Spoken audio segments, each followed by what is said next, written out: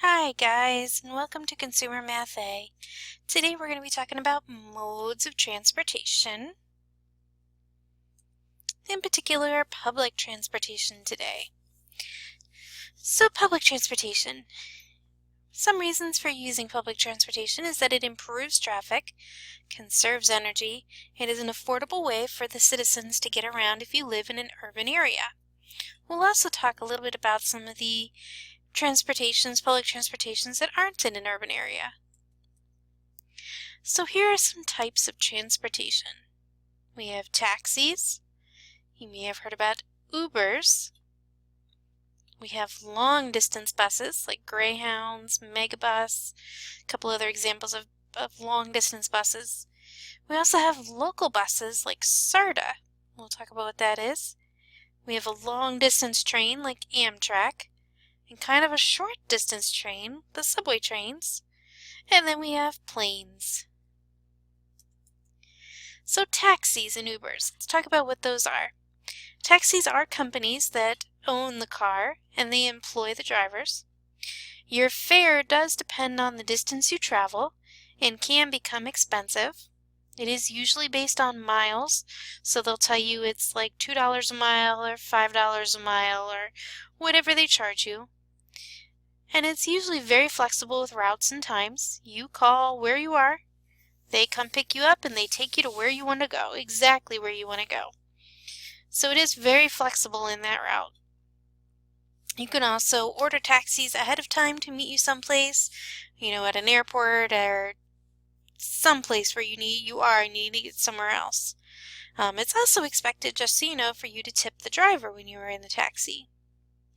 So those are taxis. You may have heard of Ubers. Those are companies. It's a company that actually employs individuals to drive their own cars to pick people up. You can sign up to be an Uber driver if you live usually in a very rural area. Sorry, not rural, very urban area. But it is possibly becoming illegal due to different regulations, so keep that in mind. But I wanted to mention them. You may have heard about Uber. It's generally cheaper than taxis, and you also generally pay online, and everything is set up through a website. And people are background check. I think from what I understand, there's an app you use and it shows you the picture of the person picking you up and they see your picture. You pay online, so you don't have to worry about paying them during the travel. So that's actually very nice. You can tip them and everything. So those are taxis and Ubers. Again, very flexible timing. They'll wait for you, as opposed to buses, trains, and planes. Those have established routes and times, and they will not wait for you if you miss a bus, train, or plane. They do have established schedules that do change every day.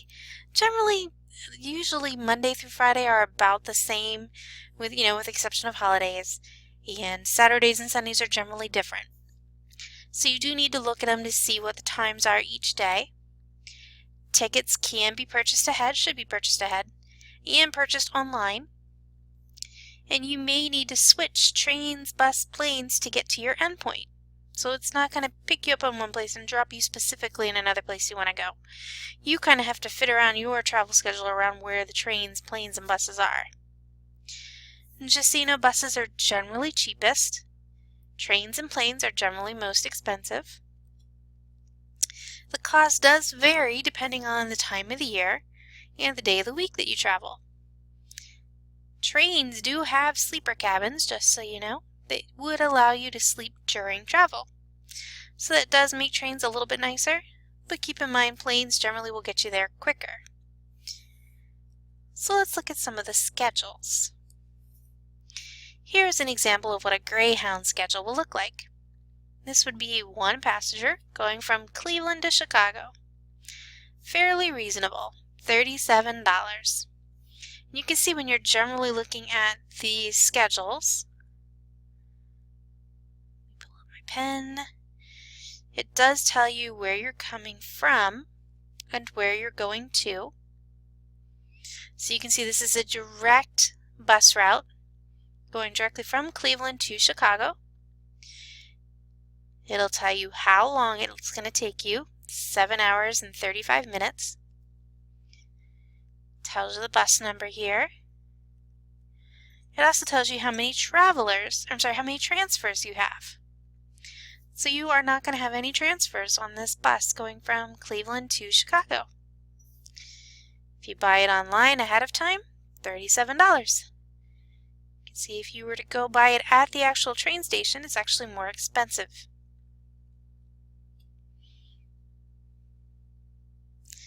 So you can see this one does leave at 3:55 in the morning.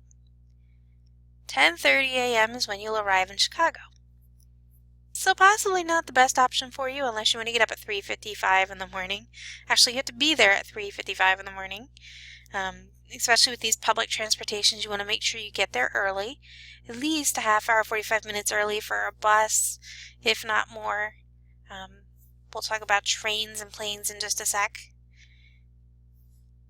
You'll notice here, if I waited till 8 a.m. to get there, the price of the ticket is a bit higher.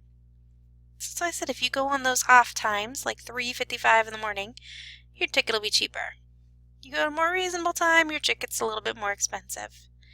Again, about the same amount of time. 0 transfers, so you won't have to get off the bus.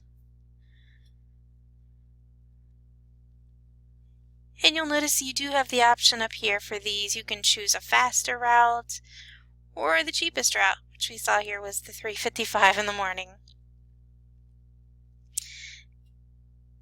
Alright, so that's kind of what a Greyhound schedule will look like, and there will be a lot more options here because it's usually throughout the day they'll have times. So that's a Greyhound one. Amtrak. You can see there is Amtrak up here at the top. This is an example of a train going from Cleveland to Chicago. Same day I picked, day after Christmas.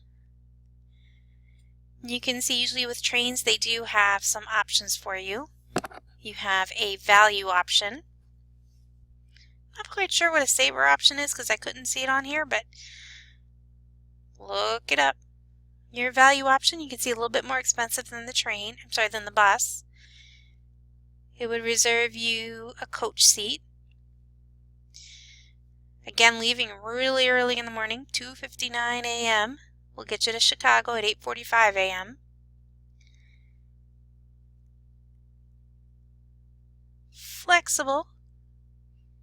You'd have to look through here to see exactly what the difference is between these, but I can tell you the premium one, definitely more expensive, $176, but you'll notice you get an actual room to sleep in. With a plane and a bus, you don't get a room to sleep, but with a train, you do.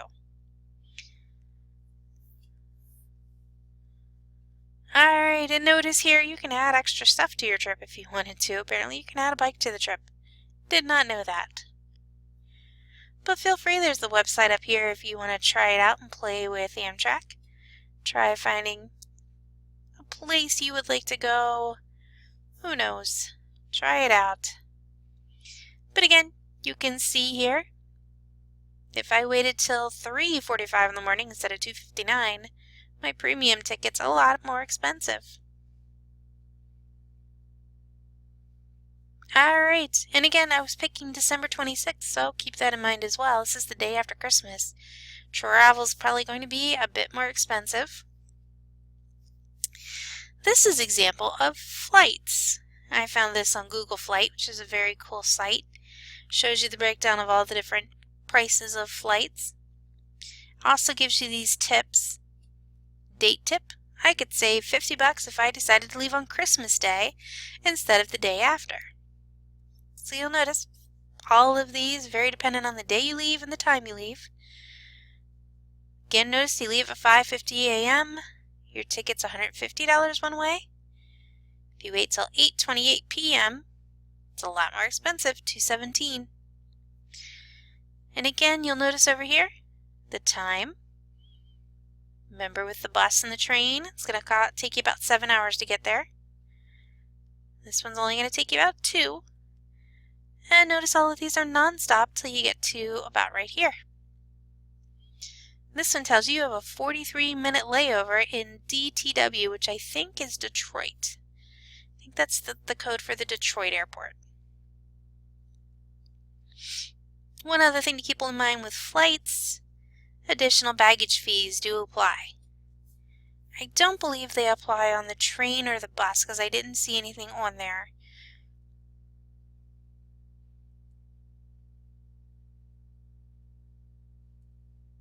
Both planes, definitely keep in mind luggage does possibly cost you money, depending on the airline. Alright, and you can see it also is telling you the airline here. I forget what each of these stand for. I think this is, oh wait, it tells you. Delta. This one is American. Alright, so those are planes, trains, and buses.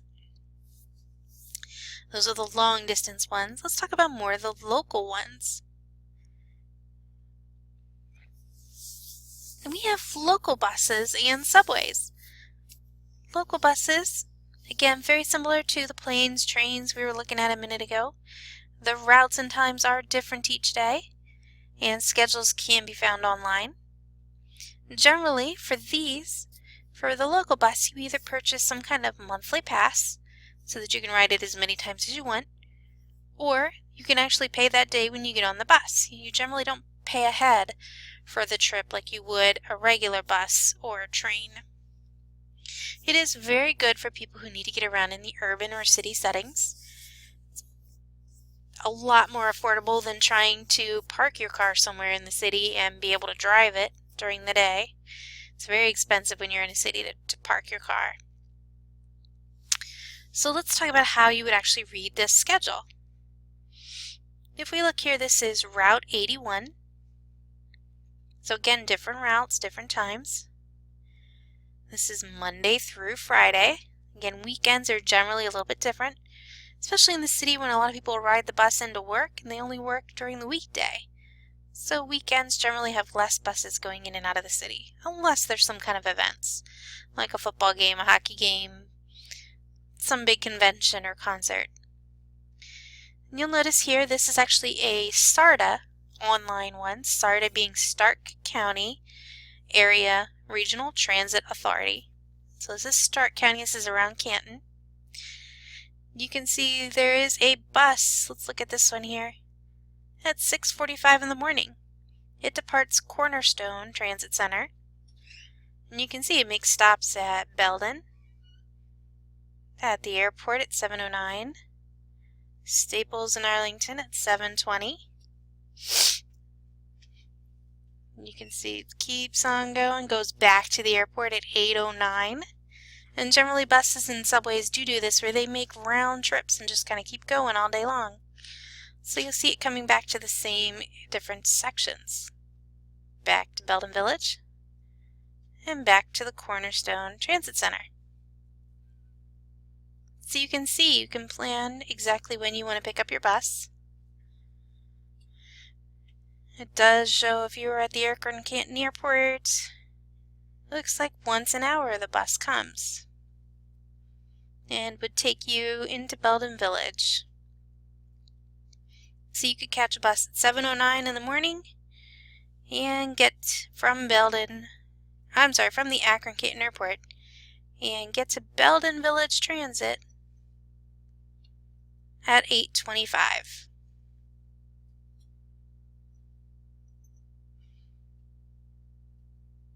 So it takes a little over an hour and 25 minutes. Not the most efficient method of transportation, but very reliable. Alright, so that is the end of public transportation section. Good luck on the quiz. I hope to be back in the office on Thursday. Let me know if you have any problems or questions.